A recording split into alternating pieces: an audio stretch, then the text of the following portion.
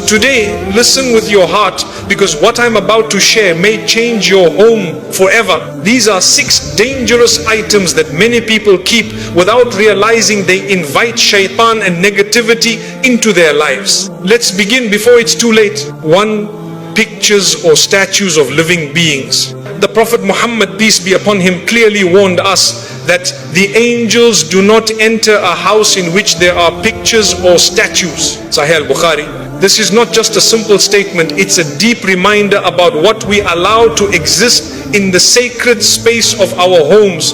Angels bring blessings, protection and peace. When they stay away, that emptiness is not empty, it becomes a space where shaitan feels comfortable. And when shaitan feels comfortable, restlessness, arguments, sadness and tension begin to spread in that home without anyone realizing why. Many people decorate their walls with portraits of family members, celebrities or paintings of living creatures because they think it looks modern or beautiful. Some even collect figurines or statues for decoration, animals, humans, angels or idols, not realizing that these are objects the Prophet, peace be upon him, told us to avoid. Islam is not against art or beauty, but it reminds us that true beauty is what invites the mercy of Allah, not what drives it away. When you hang a picture or keep a statue, you may feel it's harmless, but spiritually it can block barakah. Angels who bring tranquility and divine protection avoid that place. Over time, you might start feeling unexplained heaviness, arguments increase, or your home starts losing its peaceful atmosphere. This is how darkness enters quietly. The solution is simple but powerful. Cleanse your home from every image that shows faces or complete bodies of humans or animals. Take down posters, framed photos and decorative figurines. Don't feel guilty for removing them. You are not destroying memories. You are protecting your soul. If you want to fill your walls, replace them with verses from the Quran, calligraphy of Allah's names or scenic art without living beings. Once you make this change, you'll feel it. The air feels lighter, your heart feels calmer, and even your prayers at home feel more peaceful. That is the sign that angels have returned. A home filled with remembrance of Allah shines from the inside, and no evil, no shaitan can ever find peace in such a place. To unused or forgotten mirrors facing beds. My dear brothers and sisters, a mirror may seem like a simple household item, something we use to get ready, fix our clothes or decorate our rooms. But in Islam and in many spiritual teachings, mirrors hold a special sensitivity.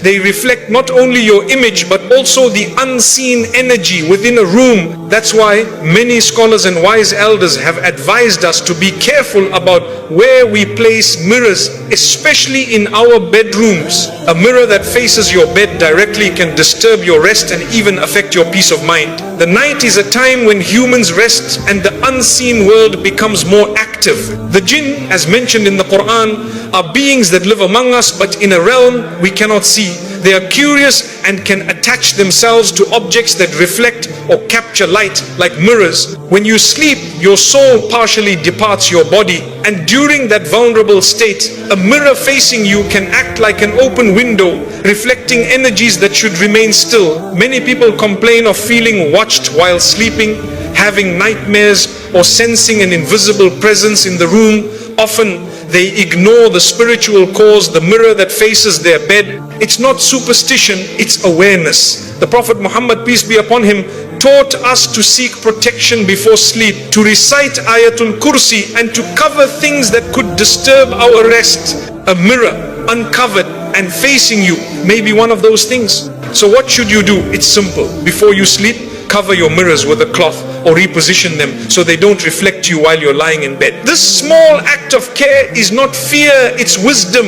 It protects your mind from unnecessary disturbance and your home from unseen negativity. And always remember, protection doesn't come from moving objects alone, it comes from remembrance of Allah. Recite the last 2 verses of Surah Al-Baqarah, Surah Al-Falaq and Surah Al-Nas before sleeping. Blow over yourself and your family. When you combine physical awareness with spiritual protection, you create an environment where angels feel welcome and shaitan feels unwelcome. Try this for a few nights. Cover that mirror, recite your adhkar, and then sleep.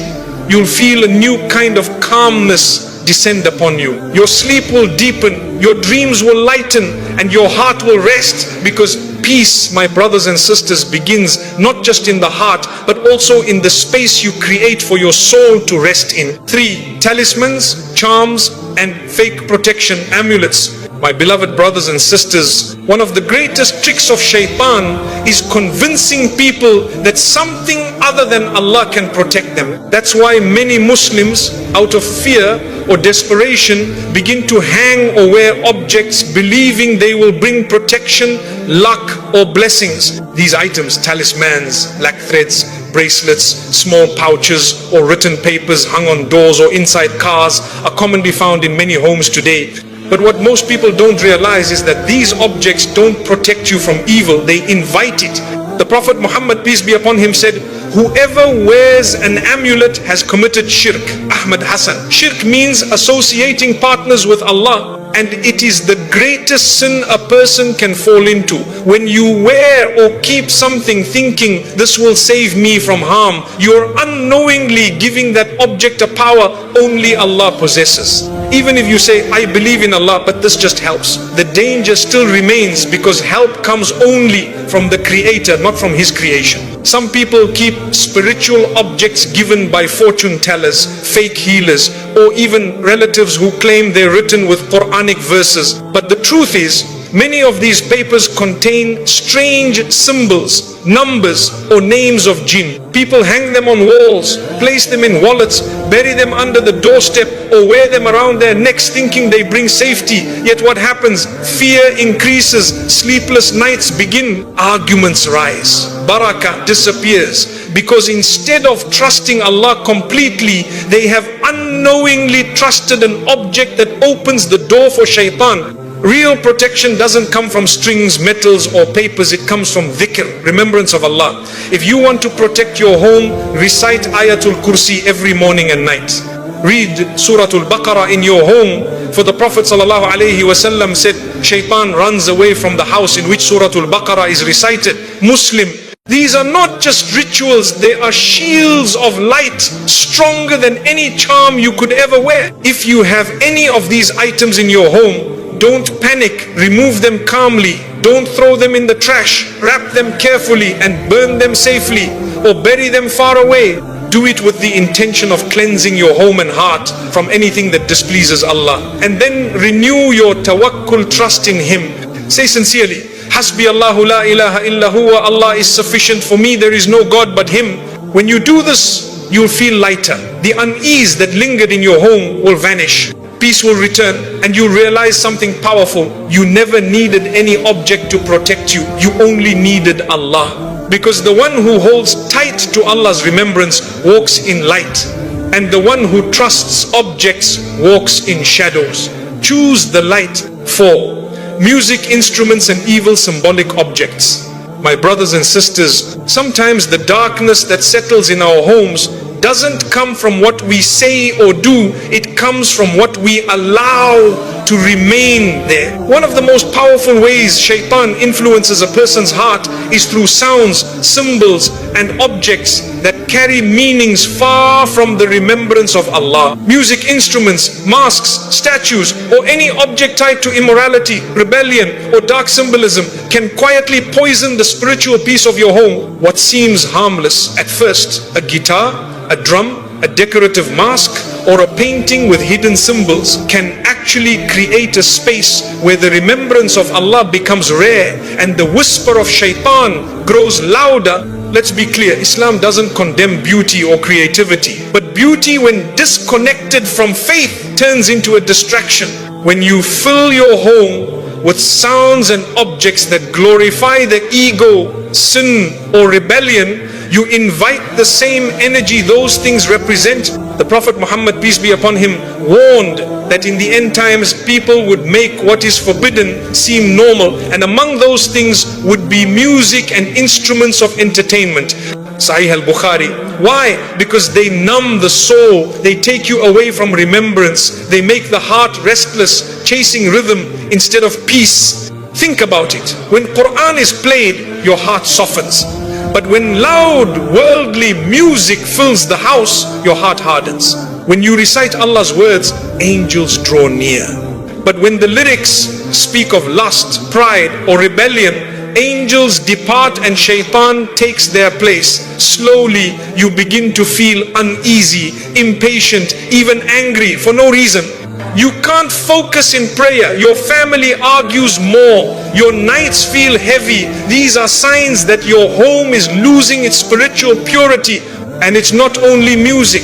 Many people keep symbols of evil without realizing their meaning. Skulls, demonic faces, dark masks, or items from cultures that glorify death or witchcraft. These are not decorations, they are spiritual pollutants. Even if you don't believe in their power, the energy they carry has meaning in the unseen. Shaitan loves symbols that represent fear, rebellion, and darkness. So when they exist in a Muslim's home, it's as if you've left a door open for him to walk in freely. Ask yourself, does my home reflect remembrance or distraction? Does it feel light or heavy? When you walk inside, do you feel closer to Allah or further away? These are questions of the heart. A believer's home should echo the Quran, not the echoes of entertainment. It should display verses that guide, not symbols that confuse. If you have musical instruments or dark symbolic items in your home, it's time to cleanse that space. Don't throw them away in anger. Dispose of them respectfully. Donate your instruments to educational causes if they're used for learning neutral music, or recycle them, but don't let them sit in your home gathering dust and negative energy. Replace them with something better. Hang the beautiful names of Allah. Place a Quran where music once played. Fill your home with recitation, not rhythm, with dhikr, not noise. And watch how your environment changes. The atmosphere becomes calmer. Family members become more patient. You start feeling peace where once there was anxiety. Even your sleep feels lighter because your soul finally rests in a space where Allah's name is honored. Remember, shaitan was the first to use sound to misguide people. The Quran says, and incite whoever you can among them with your voice. Surah Al-Isra 17 to 64. The Quran, that voice includes anything that takes you away from truth, including music that feeds the ego instead of the spirit. So be cautious. Don't let shaitan decorate your home with his tools. The beauty of a Muslim home is not measured by its style, it's measured by its serenity. When you remove what displeases Allah and fill that space with remembrance, your home transforms. It becomes a place where angels descend, where prayers are answered, and where your heart finally feels light again. So walk through your home today. Look at the shelves, the walls, the corners. Ask yourself, does this bring me closer to Allah or further away? If the answer is further, then it's time to let it go. Because no sound, no symbol, no decoration is worth losing the presence of angels and the peace that comes with them. 5. Old gifts from people with bad intentions. My dear brothers and sisters, not every gift that comes your way is a blessing. Some carry invisible burdens. We often believe that gifts are always good because they're wrapped with smiles, kindness, or celebration. But Islam teaches us to look deeper beyond appearances. The Quran reminds us that envy, hasad is real, and the evil eye is real.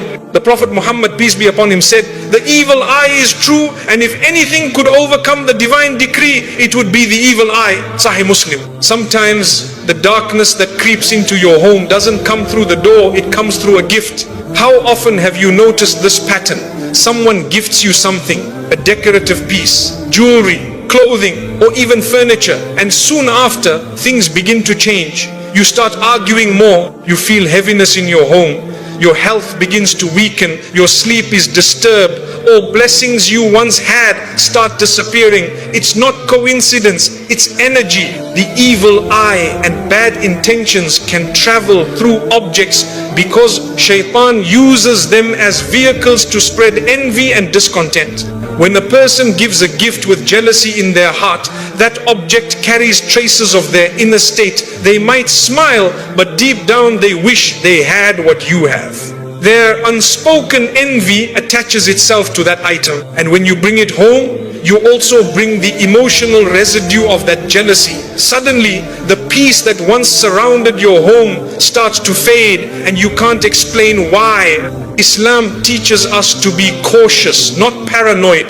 The Prophet ﷺ did not forbid accepting gifts. He encouraged generosity, but he also taught us to purify and protect ourselves from unseen harm. This means that whenever you receive a gift, especially from someone whose intentions you're unsure about, recite Bismillah before bringing it inside your home. If possible, read Ayatul Kursi and Surah Al-Falaq and An-Nas over it. These verses act like a shield, burning away any unseen harm that might cling to the object. But what about the old gifts already sitting in your house, the ones that feel off? Perhaps every time you look at that vase, that ring, that photo frame, something inside you feels uneasy. Don't ignore that feeling. The soul is more aware than the mind. If your heart senses that an object brings heaviness or misfortune,